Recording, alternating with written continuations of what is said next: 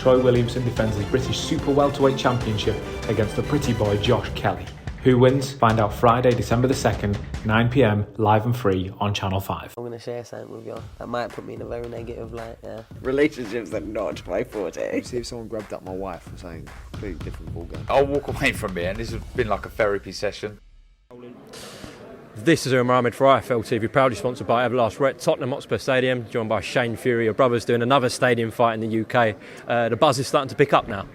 Yeah, listen, it'll be good. It's a big stadium fight, 2 in a row. And listen, I don't know the exact number, but they said in the 2 fights he sold 154,000 tickets. 154,000 tickets. So that's impressive. Yeah, George Warren, Queensberry CEO, said he's never seen anything like this in British boxing before in terms of ticket sales. Yeah, listen, do you know what it is? It's people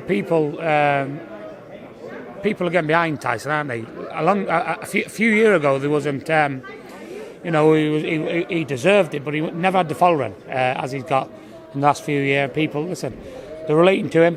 He's a normal man, and listen, he puts on a show. So, you got to embrace him while he's here. Shane, a couple of days ago, it was 7 years ago since that night in Germany, in Dusseldorf, when, in many people's opinions, your brother shocked the world. But I remember what you guys were saying. You guys rolled in there into Germany thinking we're just going to get this job done and walk out. It's exactly what you did. How and why were you so confident? Looking back at it now, I had no idea why we were so confident and so, but he actually had a harder fight than what we thought he was going to have, even though he won without really taking a solid punch. Listen, we was always confident that he was going to beat Klitschko and be what he's doing. Anything less than what he is at the moment was a letdown, which I've said 1,000 times. So, yeah, I've no idea where the confidence come from, but we always knew that was going to take place. 3 hours before we went to the arena, him and your brother Huey were singing "Freak of the Week," that clip that goes around a lot in the hotel room. Yeah, I was there. I was too embarrassed to get in there. It's not my cup of tea, that. But I was watching the video yesterday actually. Yeah, listen, he's what he's got. Listen, I've got a big opinion about boxing, and I think having the skill of boxing is a slice. There's a circle, and you slice up. There might be 12 slices. Is only a slice of it. Then you've got to have everything, and if you're missing the slice, you're not the finished product, and it'll only take you so far. And Tyson seems to have all the slices. Boxing for me is you can be as good as you want, but if you don't believe in yourself, again, you'll go so far, but you'll come unstuck because you don't believe in yourself. And he's got it all. Tyson has. He can box. He's a very good boxer. He can stand with a 5'10" man with short arms and have an inside fight with him, as good as anyone else. He's strong. He can punch. He's tough. He's mentally tough. He can recover. Listen, he's got it all. So I don't know another fighter what is more well-rounded than him. Do you think there's certain heavyweights who are at the top bracket that don't have the self-belief? I mean, you can't really have the same self-belief as Tyson does. It's right at the top. But do you think there's certain heavyweights who doubt themselves? There is. Again, there's lots of people what believe in themselves and so on, but they're not blessed with the ability to actually do it. There's a lot of people what will get knocked down and got big bollocks, and they'll get up and they'll just go till the death, but they haven't got the ability. They haven't got the other slices. There's not many fighters with the ability, what's got the heart, what's got the heart and the toughness. They're always missing a slice or two. And it'll only take them so far. But yeah, that's my educated way. That's about as much educated as I get, because there's not much else. But yeah, that's what I believe. Shane, obviously Usyk gave his reasons for not fighting in December. He wanted to spend time with his family, what's going on with Ukraine. That situation was out the window. Then Queensberry went into negotiations with Joshua's team to get that fight over the line. That didn't materialise. Were you surprised by that? And what did you think about Joshua not taking this fight?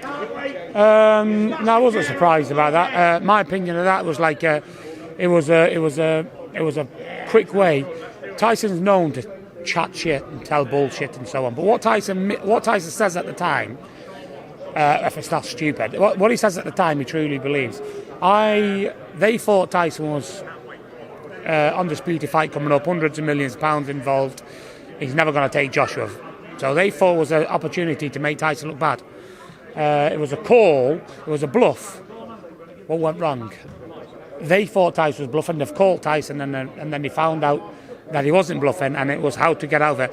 But with Eddie Hearn being a very good promoter and good at what he does, he actually made it that it was like, who pulled out? Who pulled out? It's everyone's opinion, but I think that was a fight that was never going to be made, and Joshua had no intentions of doing it, because it wouldn't have been something I would have recommended him to do, because it was the wrong move, business and for everything. Because listen, rebuild Joshua. He's massive. Have you seen his recent interviews? What have you made of his frame of mind, Joshua?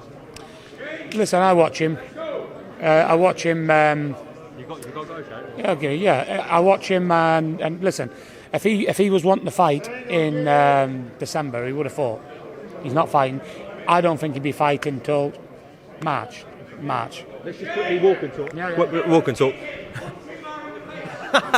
Please don't, Shane. Nice to meet you, Shane. Shane, last one. What did you make of Dillian Whyte's performance against Jermaine Franklin? Listen, I thought he got beat, and there's no harm in saying that. Listen, You thought Dylan got beat? Yeah, I did. Yeah, I thought it was 8-4, but he done what he had to do. He got the victory, and on to bigger and better things for him. But I do think he's the best days are behind him. Shane, appreciate your time, and we'll see you tomorrow at the weigh-in. All right? God bless.